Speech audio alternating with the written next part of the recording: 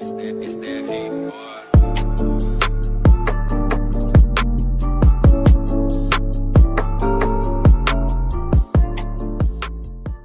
Bismillahirrahmanirrahim. Assalamualaikum warahmatullahi wabarakatuh. Halo YouTube. Di video kali ini saya akan mempresentasikan hasil dari kinerja saya, yaitu mengenai tugas TA5 pemrograman berorientasi objek, yang dimana saya di sini membuat suatu rancangan mengenai KIPE Coffee Shop. Sebelum kita lanjut ke codingannya, di sini saya akan menjelaskan mengenai kelas diagram. Yang dimana kelas diagram ini terdiri dari 3 tabel, 3 kelas. Yang pertama, di sini ada kelas KiveCafe, yang dimana KiveCafe ini sebagai induk dari kelas-kelas yang lain. Untuk atributnya di sini ada string nama pelanggan, alamat pelanggan, nomor pelanggan, nama karyawan, tanggal pesanan, detail pesanan, dan integer total harga. Untuk operationnya atau metodenya, saya menggunakan public void, get tanggal pemesanan, set tanggal pesanan, serta yang terakhir display brand. Oke, lanjut. Yang selanjutnya di sini ada kelas karyawan, yang dimana kelas karyawan adalah kelas interface dari KiveCafe atau bisa disebut dengan anak dari kelas KiveCafe. Untuk operationnya, saya masih menggunakan public void. Di antaranya ada set nama karyawan, mengeset detail pesanan, mengeset total harga, dan yang terakhir adalah output. Dan yang terakhir ada kelas pelanggan, sama merupakan interface juga dari KiveCafe. Dan untuk metodenya atau operationnya, saya menggunakan public void juga.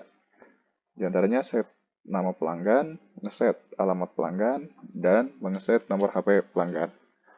Oke.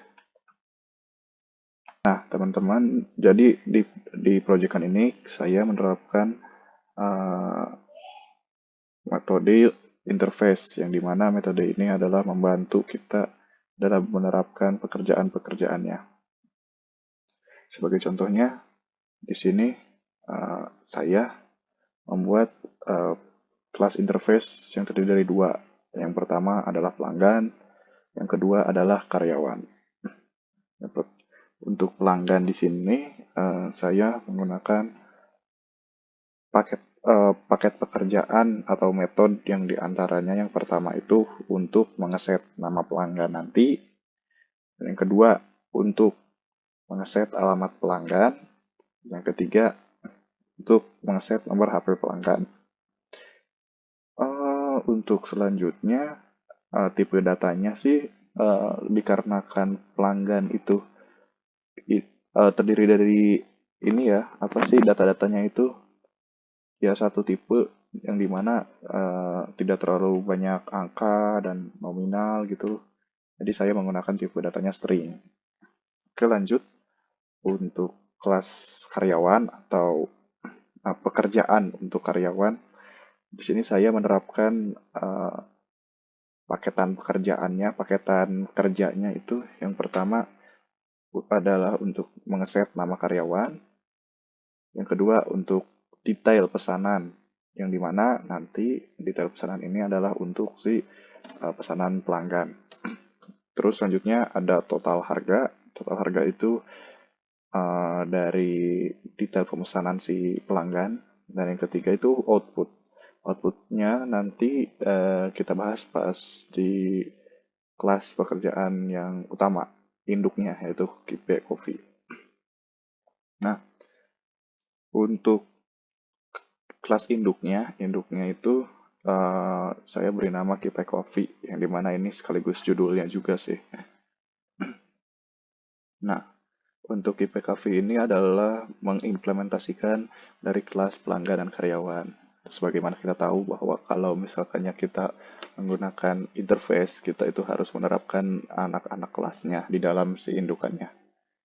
Nah, untuk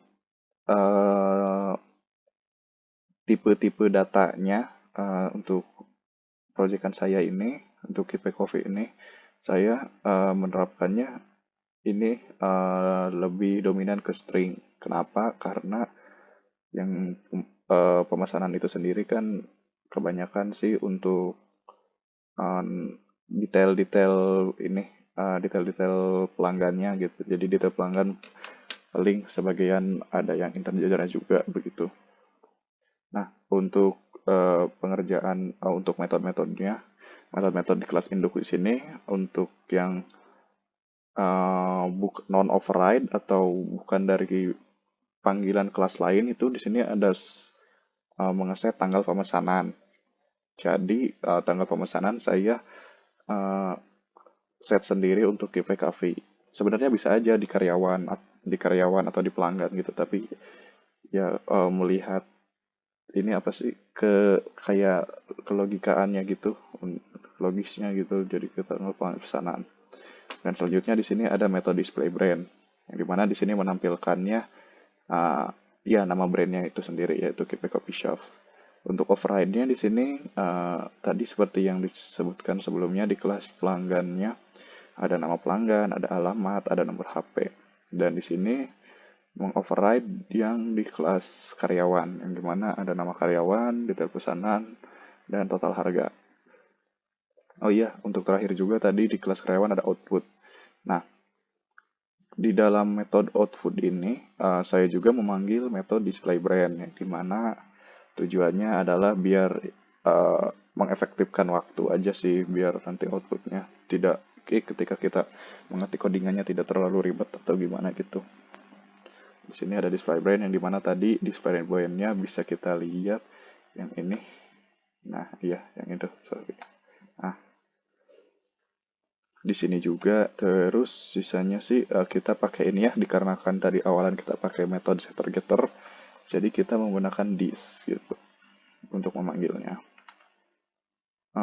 Untuk selanjutnya di sini ada kelas pemanggilnya atau kelas mainnya, static mainnya. Untuk static mainnya kita di sini tinggal mengeset nama apa sih detail-detailnya aja, kayak untuk pemesanan si A, si Joni ini contohnya untuk pemesanan si Joni, atas siapa sih karyawan yang bekerjanya gitu, tanggal pemesannya kapan sih, nah nama pelanggannya kan Joni gitu kan, alamat pelanggannya misalkannya ini, untuk nomor HP pelanggannya ya sekian sekian sekian, detail pemesanannya, dan set total harganya. Setelah mengeset semuanya, saya panggil di sini ada outputnya, yang dimana metode output itu sendiri adalah yang tadi yang ada di indukan kelas ini dia. Nah, begitu. Jadi untuk outputnya itu sendiri kita coba jalankan.